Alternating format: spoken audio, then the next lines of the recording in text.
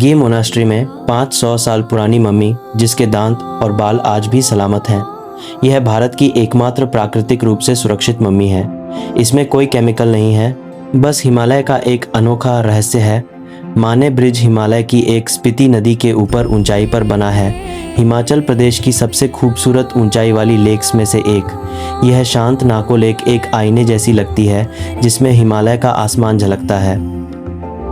सबसे सुखद नज़रों में से एक है बच्चों को साफ सुथरी स्कूल यूनिफॉर्म पहने और पीठ पर बैग लटकाए खुशी खुशी स्कूल जाते हुए देखना। उनकी खिलखिलाती हंसी शांत सड़कों को भर देती है और सुबह के शांत माहौल में जान और ऊर्जा भर देती है। ये हमें याद दिलाता है कि हिमालय के इस दूर दराज इलाके में भी सपने, शिक्षा और उम्मीदें हर दिन बढ़ रही हैं।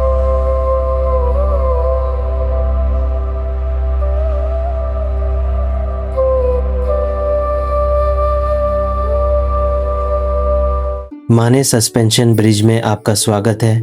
जोरदार बहाव वाली स्पीति नदी के ऊपर ऊंचाई पर बना यह पुल एक रोमांचक अनुभव और हिमालय के ऊबड़ खाबड़ नज़ारों का शानदार दृश्य देता है।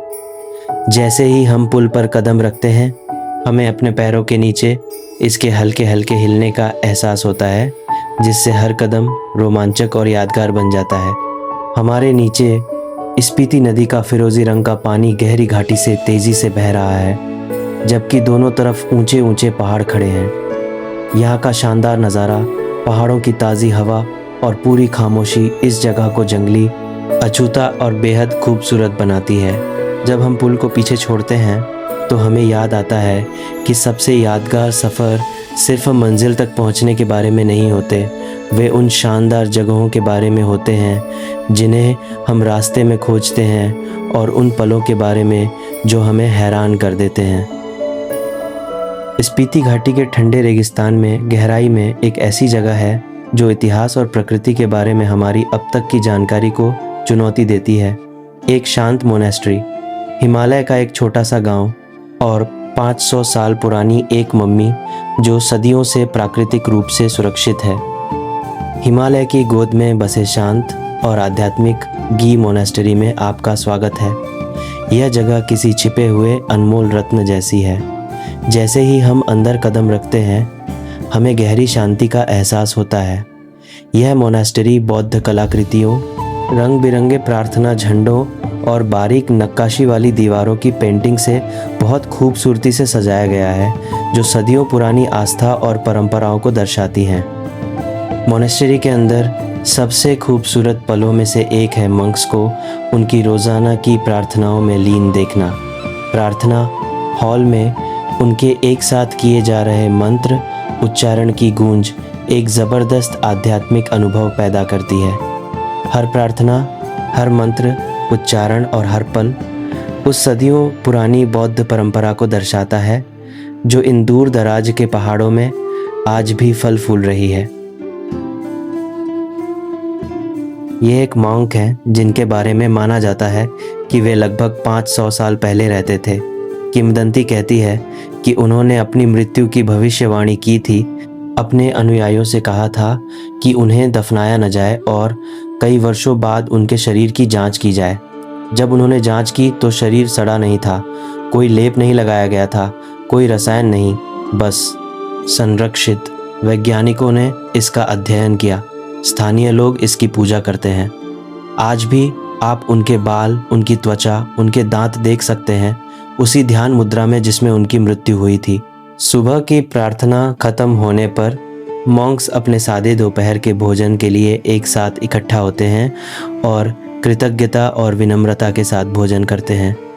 मोनेस्ट्री के अंदर का शांत माहौल सचमुच दिल को छू लेने वाला होता है। प्रार्थना के मंत्रों की आवाज़ अब खामोशी में बदल गई है, जबकि हवा में अभी भी अगरबत्ती की खुशबू घुली हुई है।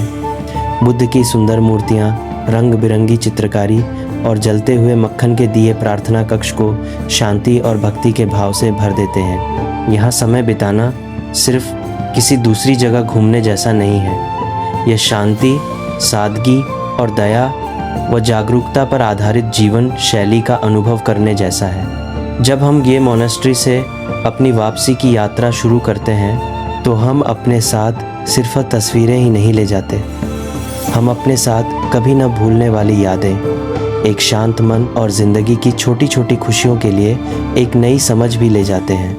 गुए मोनेस्टेरी से इंडिया चाइना बॉर्डर बहुत पास है। एक दिलचस्प बात समय का अंतर है। भारत इंडियन स्टैंडर्ड टाइम को मानता है, जबकि चाइना स्टैंडर्ड टाइम को मानता है, जो भारत के समय से 2 घंटे 30 मिनट आगे है।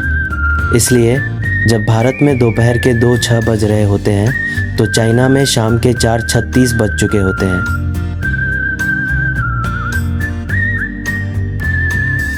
हम आखिरकार खूबसूरत नाको गांव पहुंच गए हैं, जो हिमाचल प्रदेश के सबसे आकर्षक और शांत गांवों में से एक है। लगभग 3658 मीटर की ऊंचाई पर बसा नाको अपने पारंपरिक पत्थर के घरों, गांव की तंग गलियों, लहराते प्रार्थना के झंडों और यहाँ के गर्मजोशी भरे स्थानीय कल्चर के साथ पर्यटकों का स्वागत करता है। ऊंचे ऊंचे पहाड़ों से घिरा यह छोटा सा हिमालयी गांव भागदौड़ भरी दुनिया से दूर एक शांत जगह जैसा लगता है। यह जगह आराम करने, हिमालय की ताज़ी हवा में सांस लेने और बस कुदरत की खूबसूरती का मज़ा लेने के लिए एकदम सही है। चाहे आप फोटोग्राफर हों, प्रकृति प्रेमी हों या शांति की तलाश में घूमने वाले यात्री हों, नाको आपको ऐसा अनुभव देगा जिसे आप कभी नहीं भूल पाएंगे। जब सूरज की रोशनी धीरे धीरे पहाड़ों पर पड़ती है और शांत दोपहर में झील चमकती है, तो ये समझना आसान हो जाता है कि नाको को स्पीति घाटी के छिपे हुए अनमोल रत्नों में से एक क्यों माना जाता है। नाको लेक में आपका स्वागत है। लगभग 3658 मीटर की ऊंचाई पर स्थित यह साफ पानी वाली लेक शानदार हिमालयी पहाड़ों से घिरे खूबसूरत नाको गांव के बीचों बीच है। इसका शांत पानी, नीले आसमान, पुराने विलों के पेड़ों और ऊबड़ खाबड़ चोटियों की झलक दिखाता है, जिससे एक ऐसा नज़ारा बनता है जो किसी जीवंत पेंटिंग जैसा लगता है। जब आप लेक के चारों ओर बने शांत रास्ते पर चलते हैं तो पहाड़ों की ठंडी हवा और प्रकृति की धीमी आवाज़ें मिलकर पूरी तरह शांति भरा माहौल बनाती हैं। यहाँ हर कदम आपको धीमी गति से चलने और बस उस पल का आनंद लेने के लिए प्रेरित करता है।